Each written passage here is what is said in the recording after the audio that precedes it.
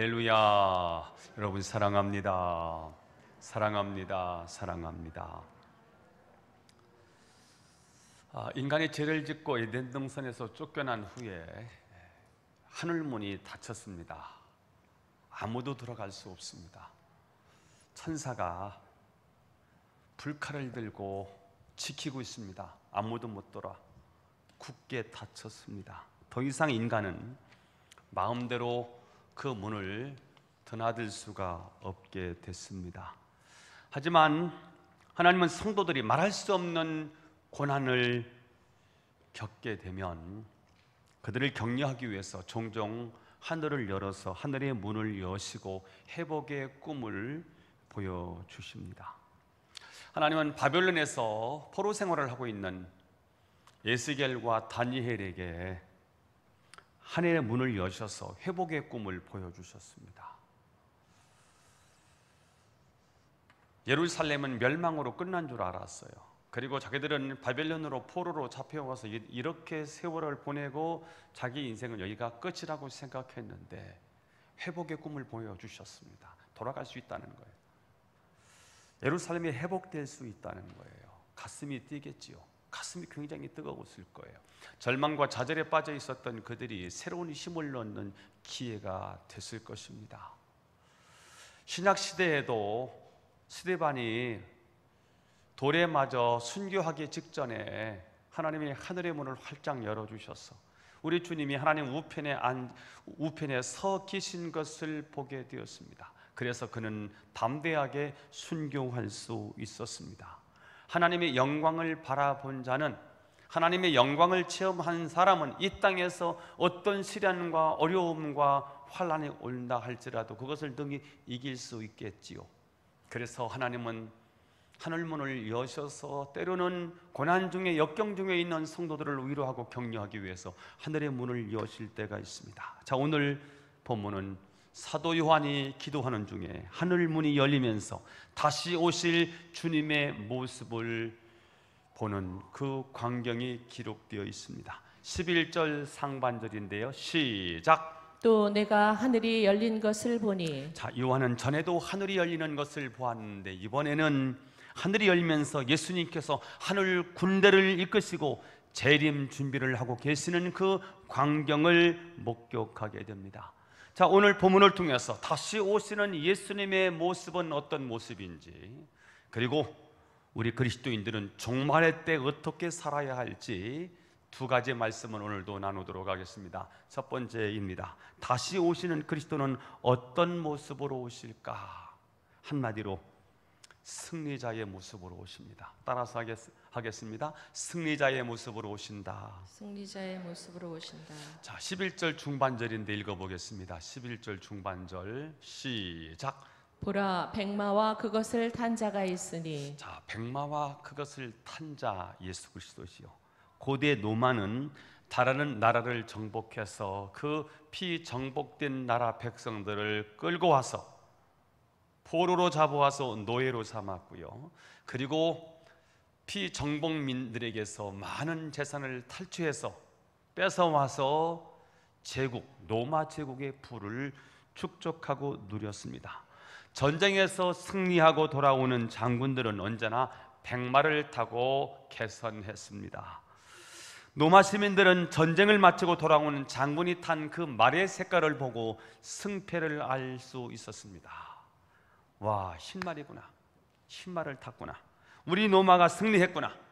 우리 로마 장군 만세, 우리 로마 장군 만세 하면서 환호성을 지릅니다. 자, 오늘 예수님도 백마를 타셨습니다. 즉 재림하시는 예수님은 승리하기 위해서 오시는 것이 아니라 이미 승리하신 분으로 오신다는 거예요. 초림 예수님, 처음 예수님이 이 땅에 오실 때는 예수님이 많은 대적과 싸우셨어요. 아직 승리자로 오신 게 아니라 승리하시러 오신 거지요. 그러나 재림하시는 예수님은 이미 승리하셨어요.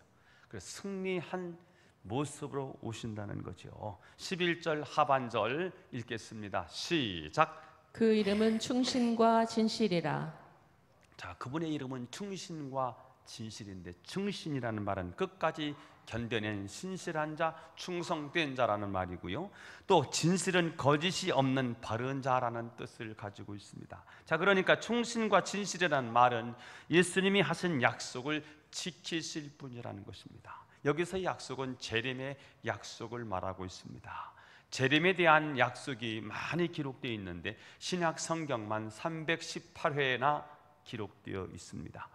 예수님께서 자신의 명예를 걸고 318번이나 재림에 대한 약속을 하셨는데 이 사실을 어떻게 의심할 수 있겠습니까?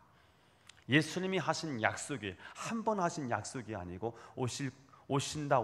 예수님의 재림에 대해서 318번이나 약속을 하셨어요. 이 약속을 누가 변개할 수 있겠어요? 이 약속을 누가 바꿀 수 있겠습니까? 예수님이 오신다는데, 약속을 그렇게 많이 하셨는데, 자, 그러니까 예수님은 약속하신 말씀을 끝까지 지키시고 약속한 대로 세상을 통치할 승리자로 우리 가운데 오신다는 것입니다. 또 다시 오실 예수님은 승리의 면류관을 쓰셨네요. 12절을 읽어봐요. 12절 시작. 그 눈은 불꽃 같고 그 머리에는 많은 관들이 있고 또 이름 쓴 것 하나가 있으니 자기밖에 아는 자가 없고. 자, 그 눈은 불꽃 같습니다. 불꽃 같은 눈으로 통찰하시는 거예요. 우리는 겉모습만 보는데요, 우리 주님은 불꽃 같은 눈을 가지고 계셨어요. 우리의 내부를요, 우리의 중심을 꿰뚫어 보세요. 통찰하시는 분이지요. 그 머리에 많은 관들이 있대요. 관은 누가 씁니까? 승리자가 관을 쓰지요. 마라톤에서 승리하면 월계의 관을 쓰지 않습니까? 월계수를 엮어서 관을 이렇게 만들어 주지요. 그런 것처럼 면류관은 승리한 사람이 쓰는데 여기 보니까 많은 관들이 있다는 거예요. 로마가 전쟁을 하러 나가서 장군들이 5개의 도시를 정복하면요, 왕관을 5개를 쓰고 오고요. 전쟁에 나가서 10도시를 점령하면 왕관 10개를 쓰고 오거든요. 오늘 예수님은 많은 관들을 썼다는 말은 예수님이 수많은 전쟁에서 예수님이 승리하셨다는 말이지요. 예수님은 쳐부술 자를 다 쳐부수고 공격할 자를 다 공격해서 완전히 승리하신 자로 재림하신다는 사실을 알려주고 있습니다. 13절에 또 이렇게 표현하고 있네요. 시작. 그가 피 뿌린 옷을 입었다. 자, 승리한 장군은 전쟁터에서 입었던 그 군복, 다시 말하면 먼지와 피가 뒤범벅이 된 그 군복을 그대로 입고 개선합니다. 전투가 얼마나 치열했는지, 그리고 이 승리가 얼마나 큰 대가를 지불하고 얻어진 승리인가를 보여주기 위해서입니다. 오늘 주님은 피 뿌린 옷을 입었다고 말씀을 하셨는데 예수님도 원수들을 무찌르시고 그 피에, 그 옷에 피가 묻어있는 그 옷을 그대로 입고 오시는 거지요. 예수님은 오늘 이 옷을 입고 오시면서 우리에게 무엇을 보여주고 싶은 거지요? 내가 너희를 위해서 싸웠어. 그리고 지금도 너희를 위해서 싸워. 예수님이 우리를 위해서 싸워 주신다는 거지요. 그리고는 결국 승리하셔서 마지막에 승리자로 우리에게 오신다는 거예요. 자, 그런데 더 놀라운 사실은 14절에 기록되어 있습니다. 읽어보도록 하겠습니다. 시작. 하늘에 있는 군대들이 희고 깨끗한 세마포 옷을 입고 백마를 타고 그를 따르더라. 자, 하늘에 있는 군대들, 천사들 말하기도 하고요. 또 플러스 이미 구원받은 사람들이 군대가 됐네요. 하늘에 있는 군대들이 희고 깨끗한 세마포 옷을 입고, 하늘에 있는 군대들이 이미 구원받았어요. 핍박을 받고 환난을 당했던 사람들이에요. 복음 때문에, 예수 그리스도의 복음을 위해서 살다가 그렇게 붙잡혀서 끌려가서 고문을 당하고 그러다가 마침내 순교를 당한 사람들, 그들이 군대가 되어 있네요. 자, 그런데 이들이 주님을 따르고 있어요. 이들이 주님을 따른다는 거예요. 믿음을 지키려다가 핍박을 당했던 사람, 순교를 당한 그런 사람들이 천국에 들어와 주님을 따르고 있는 모습을 보여주고 있습니다. 자, 그런데 예수님은 피 묻은 옷을 입고 오는데 이들은 세마포 옷, 희고 깨끗한 세마포 옷을 입었습니다. 예수의 보혈로 옷이 깨끗해진 거지요. 그 옷을 입고요, 그 다음에 어떻게 합니까? 백마를 타고, 예수님이 백마를 타셨는데 승리하신 예수님처럼 우리도 승리자가 되어서 백마를 타고 예수님을 따르게 된다는 거예요. 자, 그러므로 여러분, 예수님의 재림은 이렇게 우리에게 놀라운 축복을 준다는 거예요. 예수님의 재림은 이 세상에서 비교할 수 없는 엄청난 축복이 예수님의 재림을 통해서 이루어진다는 거예요. 영생이에요. 예수님의 생명인 거예요. 그 은혜가 이곳에서 받는 은혜와는 비교할 수 없는 은혜가 예수님의 재림을 통해서 우리에게 부여진다는 거지요. 복음성가 가운데 이제 설교 끝나고 나서 우리 수정자매가 부를 찬양인데 가사만 한번 읽어보려고요. 주님 다시 오실 때까지 나는 이 길을 가리라. 어떤 길인데요? 주님이 오실 거예요. 재림하실 거예요. 주님이 재림으로 우리에게는 엄청난 축복이 부여해질 거예요. 이 길을 가야 돼요. 주님 오실 때까지 이 길 가야 돼요. 어떤 길이라고요? 좁은 길이에요. 좁은 문이고요, 큰 문이 아니에요. 그래서 십자가를 질 수밖에 없어요. 그 십자가는 어떤 십자가요? 나의 십자가를 지고 나의 가는 이 길 끝에서 나는 주님을 보리라. 영광의 내 주님 나를 맞아 주시리. 우리가 주님 오시는 그날을 기다리면서 나의 가는 이 길 끝에서 나는 주님을 보리라. 영광의 내 주님 나를 맞아 주시리. 주님 다시 오실 때까지 나는 일어나 달려가리라. 주의 영광 온 땅 덮을 때 나는 일어나 노래하리. 내 사모하는 주님 온 세상 구주시라. 내 사모하는 주님 온 세상 영광의 왕이시라. 많은 분들이 예수 믿는 사람들조차도요, 예수님의 재림을 잘 안 믿어요. 예수님의 재림신앙이 마구 흔들리고 있어요. 우리 신앙의 선배들은요, 예수님이 곧 오실 것 같아서요, 예배를 빠질 수가 없었어요. 저는 수요일 날 되면은요, 학생 때 내일 시험을 보는데도요, 수요일 날 예배 드리러 와요. 왜냐하면 그 수요일 날 예수님이 오실 것 같아요. 재림신앙 때문에 제 신앙이 좋아져서 신학을 가고 목사가 됐거든요. 하늘에 구름만 떠 있어도요, 저 구름을 타고 예수님이 오신다는데, 그래서 구름을 보면서 언제 오시려나 주님을 기다리고 있는, 그게 우리 신앙의 선배들의 모습이었거든요. 그런데 요즘은 예수님 안 오신대요. 어제도 안 오셨고 오늘도 안 오실 거야. 내일도 안 오실 것 같아요. 아니, 예수님 오시면 안 좋을 것 같아. 예수님 오지 마세요. 예수님은 하늘에 계시고 우리는 여기서 살고, 이 세상에 살기가 너무 좋아졌습니다. 3만 달러, 4만 달러의 이 국민소득을 가지고 있다 보니까요, 천국이 안 가봐서 어떤지 모르는데 여기가 꼭 천국 같아. 내가 필요한 게 이 세상에 다 있고요, 백화점에 가면 내가 입고 싶었던 옷이 다 있고요, 내가 먹고 싶은 거, 갖고 싶은 게 백화점에 다 쌓여 있는데 천국에 가도 이런 게 있을까 할 정도예요. 뷔페집에 가면은요, 먹을 게 왜 이렇게 쌓여 있는지요.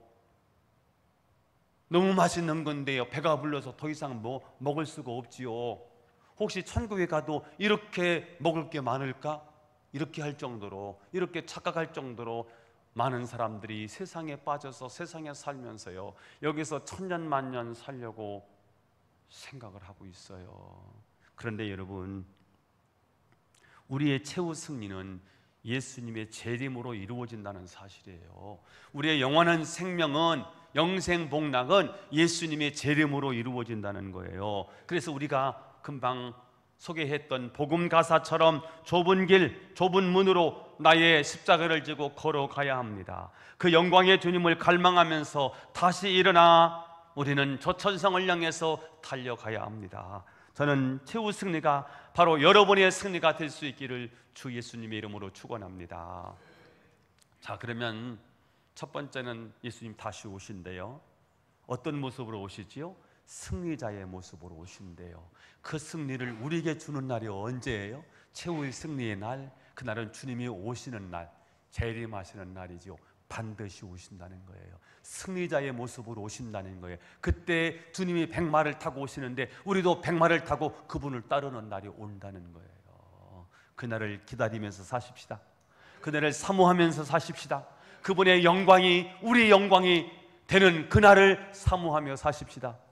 두 번째, 그러면 우리는 주님이 다시 오시는데 주님이 다시 오실 때까지 우리는 이 땅에서 어떻게 살아야 될까? 만만치가 않아요. 세상의 유혹이요, 세상이 우리를 미혹하는 일들이 신앙을 제대로 지켜내기가 어려운 이 시대에 우리가 살고 있어요. 그럼에도 불구하고 우리가 마지막 때 어떻게 살아야 되느냐? 오직 하나님의 말씀을 붙잡고 살게 되기를 예수님의 이름으로 축원합니다. 한번 따라서 하겠습니다. 오직 하나님의 말씀을 붙잡고 살자. 오직 하나님의 말씀을 붙잡고 살자. 요즘 우리를 불안하게 하는 것은 전혀 예측할 수 없는 많은 재난들이 옛날과 달리 상당히 자주, 그리고 훨씬 강도가 강하게 그렇게 발생한다는 거예요. 전염병이, 옛날에도 전염병으로 많은 사람이 죽었던 예가 있었습니다. 중세시대에 흑사병이 돌면서 유럽 인구의 3분의 1을 생명을 앗아간 적도 있었어요. 자, 그런데 2000년대에 들어서면서 이 전염병이 인간의 의학으로 치료가 잘 안 되는, 그래서 엄청난 많은 피해를 가져다 주는 그런 전염병이 창궐하기 시작하는데 2000년대 들어서면서 사스가 왔고요, 에볼라가 왔고요, 신종플루, 메르스, 코로나19로 아직도 우리가 마스크를 쓰고 사는 그런 모습을 우리가 볼 수 있지요. 정말 무서운 것은, 이런 것도 무서운데 더 무서운 것은요, 지구의 온난화입니다. 지구가 지금 불덩이가 되는 거예요. 지구 온난화. 어떤 분은 지구 온난화 정도가 아니고 지구 열대화라고 말하더라고요. 온실가스 배출로 1만 년 만에 4도가 올라왔대요. 온도가 4도가 높아진 거예요. 자, 그런데 100년 만에 1도가 높아지는 거예요. 자, 그러다가 최근에는요, 이 속도가 굉장히 빨라요. 그래서 이 북극에 있는 빙하가 녹아나기 시작하고요, 얼음덩어리가요, 이게 물이 되니까, 녹아서 물이 되니까 해수면이 높아져요. 해수면이 높아지니까요, 얕은 육지는 다 가라앉게 되는 거잖아요. 전염병이 증폭이 되고요, 그리고 때 아닌 가뭄으로 어디는 막 비가 홍수로 막 쏟아 부어서 어디는 수많은 인명 피해를 가져오기도 하고요, 또 어떤 지역은 너무 가물어 비가 오지 않아서 대형 산불이 막 발생하기 시작해요. 지금 일어나고 있는 모습들이죠. 자, 그런데 인류는 이런 일에 지금 아무런 대책이 없어요. 속수무책이에요. 피할 길이 없습니다. 지금 기후 문제가 굉장한 큰 위기로 다가오거든요. 그래서 이번에 G20 정상들이 모였어요. 그때 우리 윤 대통령이 이 단체, 녹색 기후 기금이죠, CGF인데요. 이 기금에 3억 달러를 기부하겠다. 한 4천억 정도 되더라고요. 우리나라한테 기부를 하겠다. 이거 온 우리나라만이 아니고요, 지금 그래도 나라가 어느 정도 잘 사는, 그래서 가스를 많이, 탄산가스를 많이 이렇게 배출하는 그런 나라들이 이거 부담을 해야 되는 일이거든요. 그래서 이번에 그렇게 나선 그런 모습을 보게 되는데요. 자, 이것은 바로 종말이 가깝다는 말을 이야기하고요, 종말이 가깝다는 말은 예수님이 오시는 재림의 날이 가깝다는 사인이지요. 마지막 때를 살아가는 우리 그리스도인들은 어떻게 살아가야 될까 하는 것입니다. 오늘 답은 하나만 가지고 여러분들에게 말씀을 드려요. 오직 하나님의 말씀을 붙들고 사는 거예요. 다른 길이 없어요. 오늘 15절 말씀을 읽어보겠습니다. 15절 시작. 그의 입에서 예리한 검이 나오니 그것으로 만국을 치겠고 친히 그들을 철장으로 다스리며 또 친히 하나님 곧 전능하신 이의 맹렬한 진노의 포도주 틀을 밟겠고. 자, 그의 입에서, 예수님의 입에서 뭐가 나와요? 예리한 검이 나온다는 거예요. 이 예리한 검, 이 검은 무엇을 상징합니까? 말씀의 검이고 성령의 검을 말하지요. 자, 그런데 왜 예리한 검이라고 이야기를 했을까요? 예리한 검은 장식용이 아니고 전투를 위해서 날카롭게 갈아놓은 칼을 말하는 거지요. 예수님이 직접 이 말씀의 검을 들고 만국을 치시겠고 철장으로 다스리며 진노의 포도주 틀을 밟을 것이다 라고 말씀을 하셨습니다. 이 말씀은 세상을 이기는 강력한 무기는 결국 말씀이라는 거예요. 세상을 이기는 강력한 무기는 뭐다? 말씀이라는 거예요. 16절을 읽어봐요. 16절 시작. 그 옷과 그 다리에 이름을 쓴 것이 있으니 만왕의 왕이요 만주의 주라 하였더라. 자, 여러분, 이 강력한 무기를 가지고 계신 분이 누구예요? 만왕의 왕이고 만주의 주라는 거예요. 만왕. 여러분, 이 지구상에 수백 개의 나라들이 있어요. 작은 나라든 큰 나라든요. 그 나라마다 누가 있습니까? 그 나라를 통치하는 왕이 있습니다.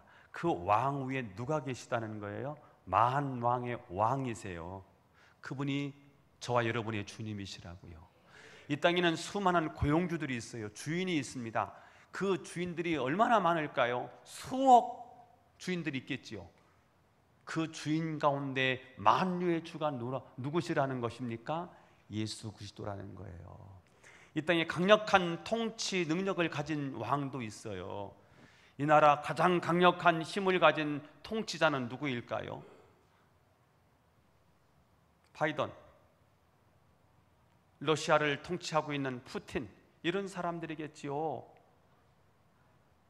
미국 대통령이 마음을 한번 잡고요, 전 세계를 공격하자라고 결단을 내려버리면요, 아마 전 세계를 불바다로 만들 수 있는 능력이 있을걸요. 그런데 그런 왕 위에 누가 계시냐? 만왕의 왕이 계시다는 거예요. 그분이 저와 여러분의 주님이세요. 아멘. 따라서 우리는 어떤 시련과 핍박이 와도 담대하게 말씀을 붙잡고 나가면 만왕의 왕이 우리를 위해 싸워 주실 거예요.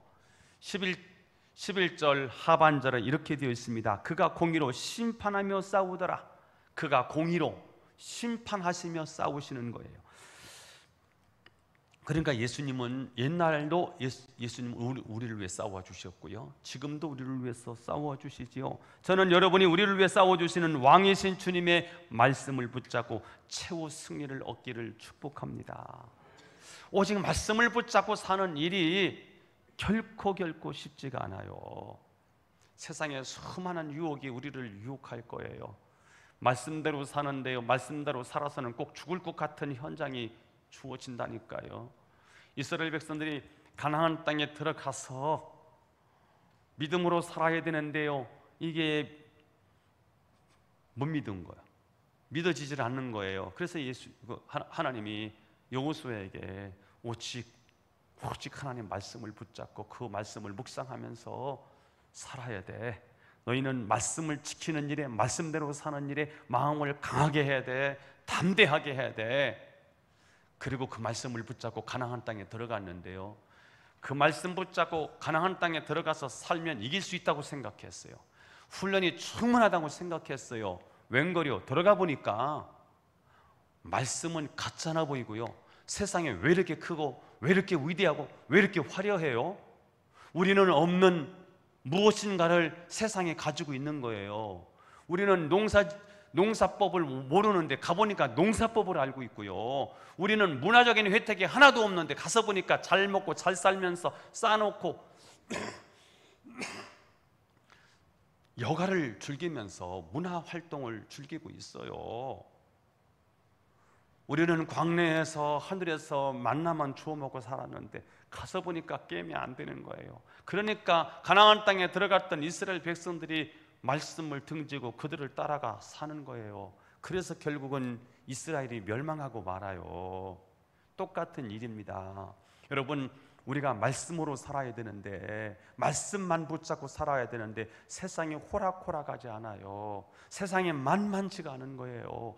믿음을 지켜내려고 하는데 말씀대로 살아야 된다는 사실을 아는데 말씀대로 살다가는 죽을 것 같아, 망할 것 같아요. 그래서 세상과 타협하고 세상이 원하는 대로 살아가다가 처음에는 잘 되는데 나중에 어떻게 돼요?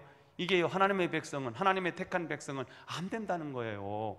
그래서 결국은 택한 백성이 망하는 거예요. 그래서 우리는 어떻게 살아야 돼요?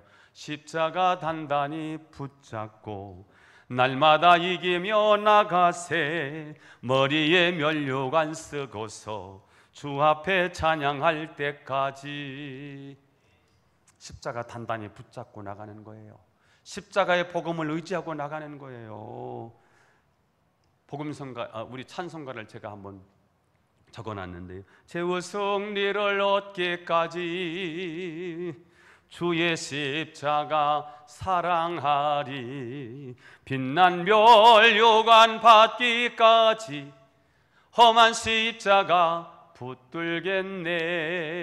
최후 승리를 얻기까지 주의 십자가를 사랑하는 거예요. 주님이 주신 말씀을 사랑하는 거예요. 빛난 면류관을 받을 거예요. 그때까지 험한 십자가예요. 고통의 십자가예요. 고난의 십자가예요. 그 십자가를 붙잡고 우리는 달려갈 길을 다 달려가야 할 줄로 믿습니다. 미국 프로야구 메이저리그 필라델피아 팀의 마이클 로렌젠이라는 선수가 이번에 지난 8월 9일 날 노히트 노런을 했대요. 우리 아들이 알려줬어요. 그래서 인터넷 찾아봤죠. 노히트 노런이라는 말은요, 9회 동안 안타를 하나도 안 맞고 그리고 1점 점수를 주지 않은 것을 노히트 노런이라고 말하거든요. 이건 미국 프로야구에서 굉장히 어렵대요. 그런데 이분이 한 거예요. 제가 이분을 소개하는 이유는 이분이 노히트 노런을 했기 때문에 소개하는 건 아니고요. 이분의 삶을 얘기하고 싶어서. 이분의 가정은 불우한 가정이에요. 이분의 아버지가 마약에 빠져 있었어요. 일찌감치 마약쟁인 거예요. 그리고는 이 아이가 그 집안에서 자랐기 때문에 이 아이도 아버지의 영향을 받아서 역시 마약에 손을 대고 마약에 빠져 있었어요. 그러다가 그가 17살 되는 해에 누군가가 성경책을 준 거예요. 선물로 읽어보라고. 그런데 이 아이가 뭐 하는 일 없이 그냥 어떻게 하다가 성경을 읽다가 은혜를 받고요. 그리고 내가 이렇게 살면 안 되지. 그리고는 그는 결심을 하고요. 성경을 읽고 성경대로 살아야 되겠다는 결심을 합니다. 그리고는 그가 누구의 권유를 받아서 야구를 시작하게 됐고요. 야구를 해보니까 야구에 재능이 있다는 사실을 알게 됐고요. 그리고는 2015년에 프로야구의 무대를 받습니다. 그리고는 지난 9일 워싱턴 이 팀과 상대로 노히트 노런을 달성을 했습니다. 만약 그가 17살에 성경을 붙잡지 않았다면 그는 여전히 마약장애가 됐을 것이고요. 어쩌면 병들어서 마약에 빠지면 오래 못 살아요. 금방 죽어요. 아마 이 사람이 죽었을지도 몰라요. 자, 오늘 이 로렌제는 가정이 불우했어요. 집안이 마약을 하는 집안이에요. 망한 집안이지요. 소망이 없는 집안이거든요. 그런데 그가 성경을 붙잡고 살았더니 위대한 인물이 되더라는 거예요. 여러분, 성경책 한 권의 사람이 될 수 있기를 축복해요. 제가 어저께 유튜브에 뭐 기독교 방송을 듣다 보니까 계속 그가 뭐 이렇게 알고리즘이라고 해서 이렇게 떠요. 근데 한국사 일타 강사 전한길 씨가 따뜻한 쓴소리 강사로 유명한 그 일타 강사인데요. CBS 새롭게 하소서에 나와서 간증을 하더라고요. 성경을 읽고 성경을 암송하고 성경대로 살려고 사는 그런 삶을 사는 사람이었어요. 그가 요즘 수강생 1위, 교재 판매량 1위, 누적 합격자 후기 1위, 다 1위예요. 지금 1년에 수십억을 벌더라고요. 학원 강사인데. 그는 가난한 농부의 아들로 태어났고요. 고등학교 3학년 때 잠깐 일탈을 하면서 대학 시험을 보지를 않아요. 그러다가 아버지의 권유를 통해서 재수를 해서 서울대는 못 가고 경북대를 들어가서 경북대를 졸업을 해요. 그리고는 자기에게 주신 은사가 뭘까 생각을 했더니 선생님, 가르치는 건데 교사가 될까 학원 강사가 될까, 그러다가 그가 학원 강사가 됐는데 대구에서 학원을 열었는데 학원 강사로 삽시간에 그가 스타가 됩니다. 그리고는 교재를 썼는데 이 교재가 23만 부를 팔아요. 23만 부. 여러분, 1000권, 제가 책을 써서 1000권을 파는데 이게 쉽지 않아요. 23만 부를 팔아서 떼돈을 벌어요. 그리고 출판사를 세우게 되고요. 그러면서 워낙 잘 나가니까 거기 대구에 10층 빌딩이 있는데 그것을 인수하게 돼요. 학원, 대형 학원을 인수하면서 직원만 105명, 그런 학원을 인수를 하게 되고요. 자, 그러면서 30대 초반 중반에 워낙 잘 나가니까 교만에 빠진 거예요. 교만이 굉장히 위험합니다. 무너지는 게 기다리고 있는 거죠. 교만은 무너짐이 앞잡이니까요. 그래서 그가 교만에 빠지면서 하나님을 잃어버리죠. 하나님을 완전히 등진 게 아니고요. 하나님보다는 자기 의를 더 믿는 그런 삶을 살아요. 그러다가 2년 만에 결국 학원이 폐업을 하게 되고요. 그 인기는 추락을 하게 되고 출판사가 금방 부도가 나게 되면서 모든 학원을 정리하는데 빚만 25억을 지게 돼요. 그러면서 자신의 교만을 깨닫고, 그러면서 성경을 바탕으로 한 인생의 10계명을 정합니다. 볼까요? 복 있는 사람은 악인의 꾀를 쫓지 아니하며 죄인의 길에 서지 아니하며 오만한 자의 자리에 앉지 아니하고 오직 여호와 율법을 즐거워하여 그 말씀을 주야로 묵상하는 자입니다. 지혜로운 자는 시간 아끼느니라. 게으른 자에게는 가시울타리 같으나 정지한 자에게는 대론이라. 무릇 더러운 말은 너 입 밖에 내지 말고 오직 덕을 세우는 데 소용되는 대로 선한 말을 하여 듣는 자들이 은혜를 끼치하라. 분을 쉽게 내는 자는 다툼을 일으켜도 노하기를 더디하는 자는 시비를 거치게 하느니라. 지혜로운 자는 아비를 즐겁게 하여도 미련한 자는 의미를 없이 여긴다. 적은 소득이 의를 겸하면 많은 소득이 불의를 겸한 것보다 낫다. 너의 마음을 다하여 주 여호와를 의뢰하고 네 명치를 의지하지 말라. 항상 기뻐하라. 쉬지 말고 기도하고 범사에 감사하라. 사랑으로 가르치라. 사랑이 없으면 소리나는 꽹과리에 불과하다. 대장부는 소임대와 논하거나 싸우지 않는다. 나의 여호와로 인해 기뻐하며 오늘 하루 다른 사람을 위해서 무엇을 할 것인가. 복 있는 그만. 이분이 CBS 방송 새롭게 하소서에 출연해서 간증을 하더라고요. 그래서 제가 어제 이분의 간증을 제가 다 듣고요. 한번 소개 좀 해야 되겠다 해서 오늘 좀 소개를 해드리는 거거든요. 인생의 10계명을 적였어요. 강의를 제가 듣는데 욕도 좀 해요. 그래서 기독교인이 아니라고 했는데요. 자기는 한 번도 교회 얘기를 안 했다는 거예요. 하나님 얘기를 안 했는데 자기 삶 속에 묻어 있어서 얘기를 보면 성경인 거예요. 저 사람이 성경 얘기를 하네? 이분이 인생 10계명을 정하고요. 그렇게 살다가 하나님이 이 사람을 재기시키는데요. 노량진 학원가에 들어오면서 강의를 하게 되는데 하나님이 일약 스타로 만들어버려요. 그래서 오늘의 이제 전한길이라는 강사가 있게 되는데요. 여러분, 힘들고 어려울 때 그의 삶을 지켜주고 인도해 주었던 성경 말씀이 저는 우리의 삶도 인도해 주실 줄로 믿습니다. 세상은 돈이 많아야 승리한다고 말합니다. TV가 알려주는 대로 사는 것 시대에 앞선 사람이라고 말합니다. 건강에 좋다고 TV가 알려주면요 독이 나요. 미꾸라지가 좋다 그러면 미꾸라지 독이 나요. 어떤 때는 지렁이가 좋다 그러면 지렁이가 없어. 간담이 좋다니까, 웅담이 좋다니까 그 곰의 이 쓸개죠. 그거 간 다 빼먹는 거예요. TV가 어떤 때는 그런 게 안 좋다 그러니까 막 또 TV가 우리를 가지고 놀더라고요. 성경대로 사는 자가 최후의 승리자입니다. 마귀는 마지막 때 돈의 전쟁이라고 말합니다. 쩐의 전쟁이라고 말합니다. 그러나 아니에요. 진리 전쟁입니다. 진리를 붙잡고 살아야 승리합니다. 저는 여러분이 세상의 미혹을 이기고 성경대로 살아서 최후 승리를 얻게 되기를 축복합니다. 그런데 말씀이 아니라 세상의 권력과 돈으로 살았던 사람의 최후는 어떠냐?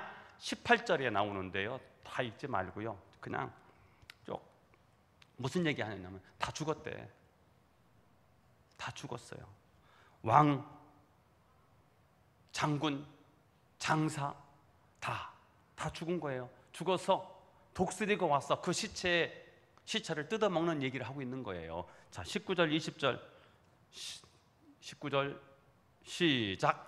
또 내가 보매 그 짐승과 땅의 임금들과 그들의 군대들이 모여 그 말탄 자와 그의 군대와 더불어 전쟁을 일으키다가 20절 짐승이 잡히고 그 앞에서 표적을 행하던 거짓 선지자도 함께 잡혔으니 이는 짐승의 표를 받고 그의 우상에게 경배하던 자들을 표적으로 미혹하던 자라. 이 둘이 산채로 유황불 붙는 못에 던져지고 다 죽었다는 거예요. 하나님을 대적하는 세력, 짐승의 세력, 짐승을 따르는 세력들이 다 죽은 거예요. 여러분, 권력과 돈이 이기는 것 같지만 하나님의 말씀이 이긴다는 사실을 꼭 기억하십시다. 할렐루야.